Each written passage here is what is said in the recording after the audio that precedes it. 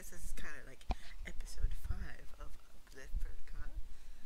But, yes, the Bardexians. So many books need more sentient dogs that just can talk back to you. This is fine. This is fine. But overall, besides the Area 51 squad, there's going to be a couple more Bardexians coming down the pike.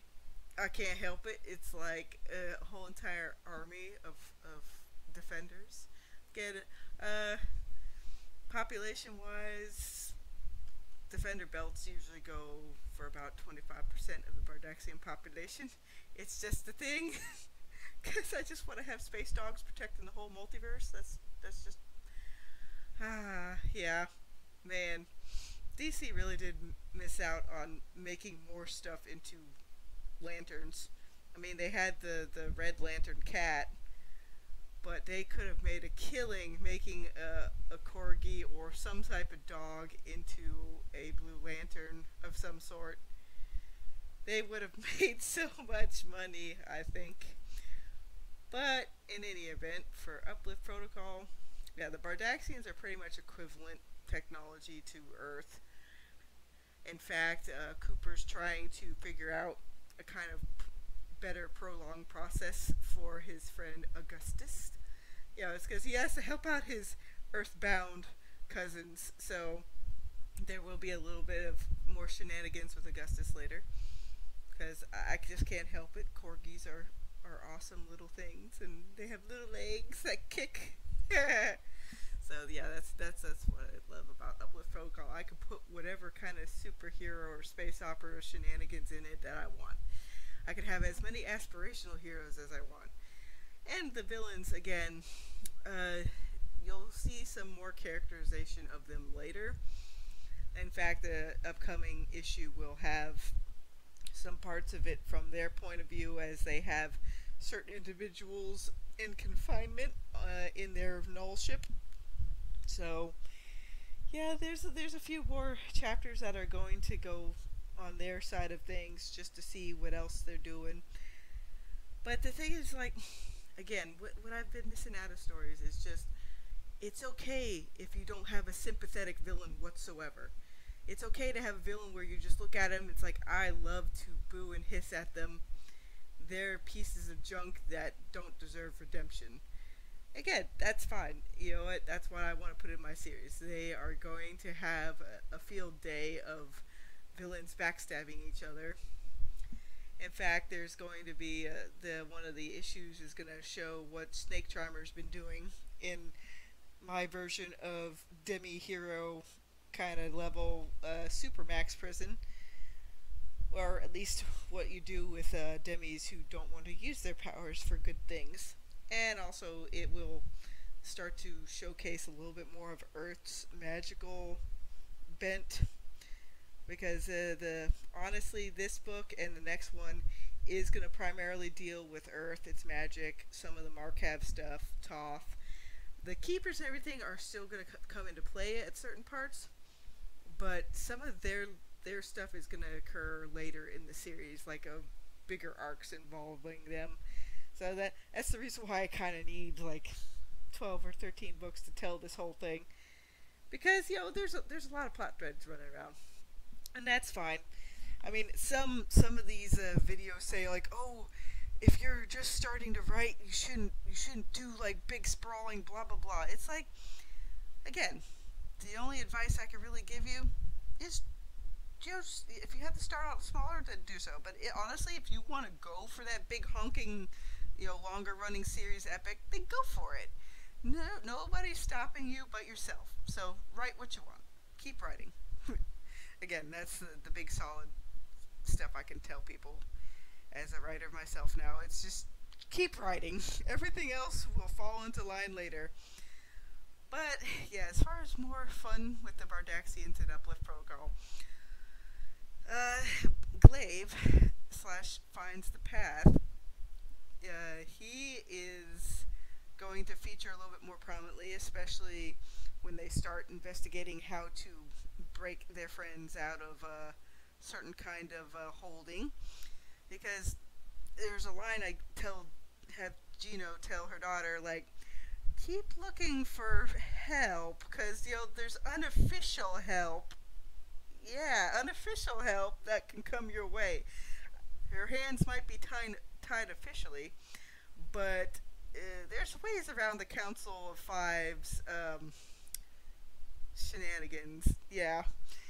I mean, because I also had to create a way, like, how not to basically hand Earth a whole lot of really interesting, uplifted tech all at once. I mean, Earth is basically, it's already pulled itself up by the bootstraps, and then on the offhand, or the other hand, Earth also has things that the regular uplifted community has no idea about either. I kind of wanted to balance that out, because some storylines go where, like, Earth is way too primitive in comparison to, other civilizations that might be hanging around. So, excuse me. But with this one, yeah, I wanted them to have a pretty good tech base. And the only thing, again, the only thing that's really slowed Earth down is Keeper interference. Like, if the Keepers hadn't been messing with their stuff since, before Roswell, and actually way before that, like, because even though Thoth was on the scene to cause a lot of issues in ancient Egypt, and even a little bit before that, because, he was finding remnants of Markav settlement on Earth before, humans really became a big thing. Because again, there's that all that other angle, like, just how Sulsundra found out in that one issue, her own civilization is far older than even she suspected. So, that's why things got slightly cheeky with that episode too, or rather that issue.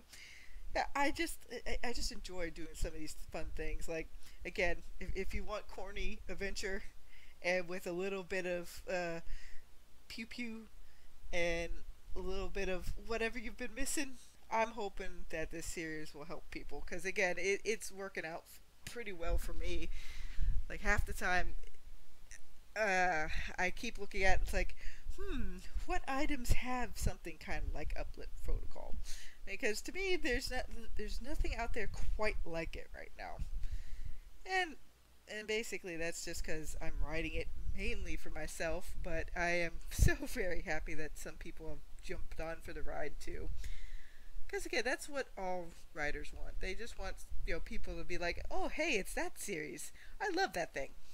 So hopefully, with everything that's set up, more Bardoxian shenanigans incoming. Because I just can't help myself. If superhero prose is kind of like a very niche in the wall genre, then sentient space doggos and stuff like it, I mean, that's even more uncatered to. Even though a lot of our popular media, like Homeward Bound and things like that, people love smart animals.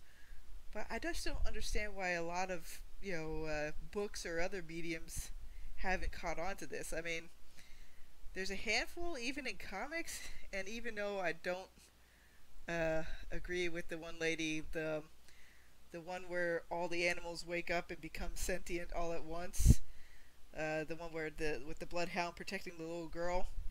Like, the actual premise seems interesting, but then, it kind of devolves into her own personal political soapbox. So it's like, meh. So with Uplift Protocol, I'm hoping that the themes and things I love will come through, and I hope, like, if